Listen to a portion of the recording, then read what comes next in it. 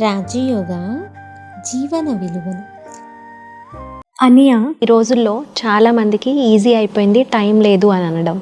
దానికి ఎలా మార్గం తీయాలి అండ్ టైంని ఎలా తీసి ఏం చేస్తే ఎలాంటి లక్ష్యం పెట్టుకుంటే మనం ముందుకు వెళ్ళగలుగుతాం అండ్ మా యొక్క సందేహాలని చాలా సింపుల్ అండ్ చాలా ఈజీ వేలో మీరు మాకు చెప్పగలరా? కొంతమంది వ్యవహారంలో టైం దొరకట్లేదని అంటారు. పాపం నేను బాంబే లైఫ్ కూడా నేను చాలా చూశాను. బిజినెస్ రకరకాల బిజినెస్ ఉంటుంది. వాళ్ళు అసలు ఎప్పుడు వెళ్తుంటారో ఎప్పుడు వస్తుంటారో ఏంటిదో. వాళ్ళ యొక్క నిద్ర ఏంటంటే ట్రైన్లో కూర్చోగానే వాళ్ళ మైండ్ సెట్ చూడండి ఎలాగుంటుందో. ఒకవైపు నిద్రపోతున్నారు, ఇంకోవైపు స్టేషన్స్ లెక్క పెట్టుకుంటున్నారు. నెక్స్ట్ ఈ స్టేషన్ వస్తుంది, ఇక్కడ ఆగింది, ఇక్కడ ఆగింది, ఆ బస్ దిగాలి. అక్కడ ఎవ్వరు లేపట్లేదు, లేపే అవసరం లేదు, ఎందుకంటే వాళ్ళకి రొటీన్ సెట్ అయిపోయింది కదా.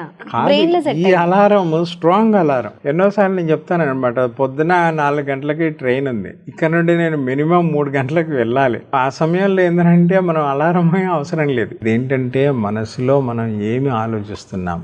అయితే జీవితంలో పొద్దున లేవాలని చెప్పి మన యొక్క ఉన్నారు సంబంధికులు, అంటే అమ్మమ్మ, నానమ్మ, ఇంకా ముందు వాళ్ళు సహజంగా వాళ్ళు పొద్దున లేచేది, రాత్రి తొందరగా పండుకునేది. అంటారు కదండి, కోడి కుయ్యగానే లేవాలి, అదొక అలారం, న్యాచురల్ అలారం.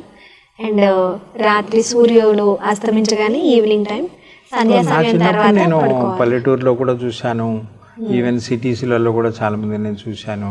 అయితే అది మనం ఎక్కడ పొరపాటైంది, ఈ ఛానల్స్ అయితే ఎక్కువైనాయో ప్లస్ మొబైల్స్ ఏదైతే అయినాయో గ్యాజెట్స్, అక్కడ మనము లొంగాం వాటి మీద. అంటే తెలియకుండా టెక్నాలజీ వల్ల మనం దాన్ని టెక్నాలజీ యూజ్ చేసుకోకుండా దానికి ఎడిక్ట్ అయిపోతున్నాం. అది మన చేతిలోనే ఉంది కదా. అందుకని నేను అన్నాను, ఈ సాగరము నా జేబులోనే సాగరం ఉంది, అందులో అన్నీ వచ్చేస్తాయి. మరి నా జిమ్మేదారి నా చేతిలో ఉంది, నా లక్ష్యం ఉండాలి.